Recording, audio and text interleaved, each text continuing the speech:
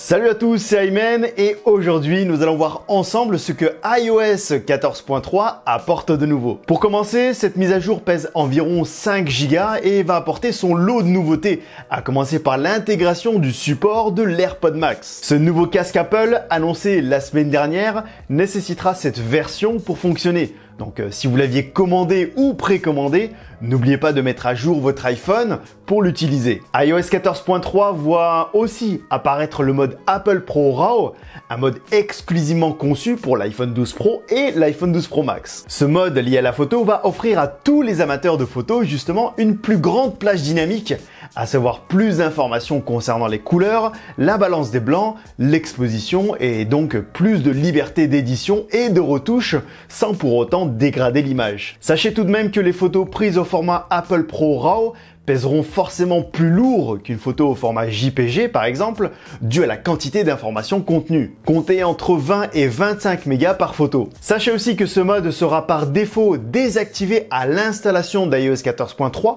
et donc pour l'activer, il vous faudra tout simplement aller dans les réglages, puis appareil photo, ensuite dans format, et tout en bas, vous pourrez activer Apple Pro RAW. Une fois l'option activée dans les réglages, vous pourrez quand même activer et désactiver ce format à la volée directement depuis l'application appareil photo. Toujours concernant l'appareil photo, il est maintenant possible de filmer au format PAL, qui est le format vidéo utilisé en Europe. En l'activant, il vous sera maintenant possible de filmer en 1080p et en 4K à 25 images par seconde. Depuis l'Apple Store, une nouvelle section d'information dans chaque application a été mise en place. Cette section, nommée confidentialité, est tout simplement un lien qui vous redirige vers la page de la charte de confidentialité de l'application mise en place par le développeur. Ce qui peut être très pratique si vous souhaitez prendre connaissance de ce en quoi s'engage le développeur de l'application concernant votre vie privée, sans aller chercher l'information à droite à gauche. Cette prochaine nouveauté concernera l'application HomeKit. Depuis iOS 14.3,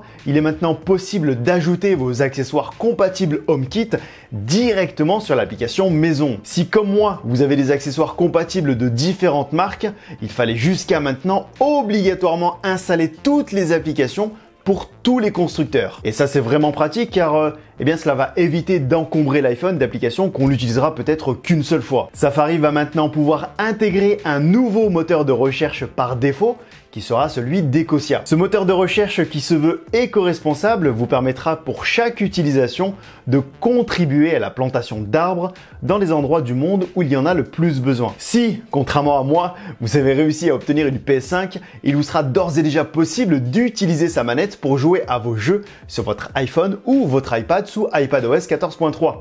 Donc, iOS 14.3 rend compatible les manettes PS5 sur votre iPhone, mais aussi les manettes Luna, le service de streaming de jeux vidéo d'Amazon. L'application Apple TV obtiendra aussi quelques changements, car dorénavant, dans l'onglet Recherche, il nous sera bien plus simple de retrouver un contenu qui sera répertorié dans une catégorie. De plus, les résultats seront de plus en plus pertinentes dès lors que vous rechercherez du contenu. En plus, une nouvelle catégorie a été mise en place, et c'est celui d'Apple TV+, qui a été rajouté afin de filtrer et d'afficher seulement les films, les séries, les documentaires, enfin tout le contenu original d'Apple TV+.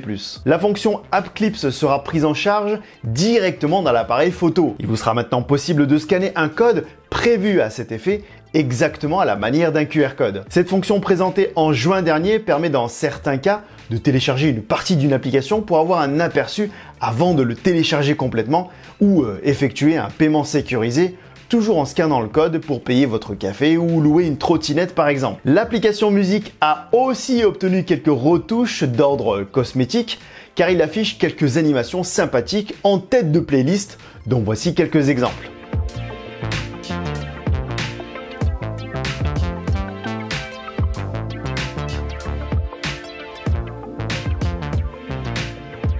Pour l'instant, seule une poignée de playlists affiche une animation comme celle-ci, mais nul doute qu'Apple intégrera ce genre d'animation dans plus de playlists au fur et à mesure. Sachez tout de même que ces animations consomment un peu plus de data, mais il sera tout de même possible de les désactiver. Pour ça, il faudra aller dans les réglages, musique, vous appuyez sur pochette d'album animé et vous pourrez à ce moment-là ou l'activer tout le temps, ou le désactiver complètement, ou l'activer seulement si vous êtes en Wi-Fi. pour justement éviter de consommer de la data cellulaire. Toujours concernant l'application musique, les clips vidéo seront beaucoup mieux intégrés à l'application. Apple Music aura complètement accès à l'interface vidéo d'iOS, exactement comme quand vous lancez une vidéo depuis Netflix par exemple, ce qui est beaucoup plus cohérent. De plus, cela permet de lire un clip vidéo en mode picture in picture. Et enfin, cette dernière nouveauté ravira sûrement certains d'entre vous qui ont testé mon tuto pour personnaliser son écran d'accueil en changeant d'icône d'application grâce à l'application raccourci. Vous avez été très nombreux à avoir été gênés par ce double lancement d'application. Pour vous expliquer rapidement,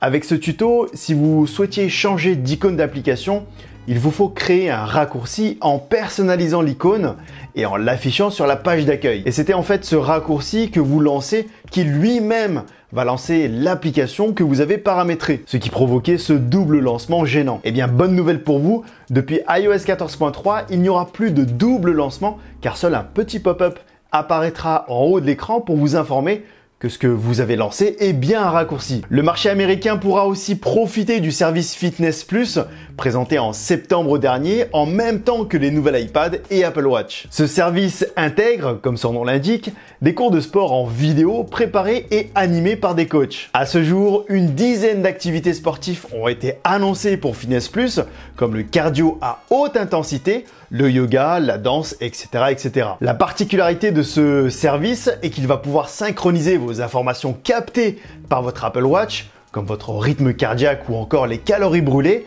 et les afficher directement sur votre écran via l'Apple TV ou votre iPad par exemple.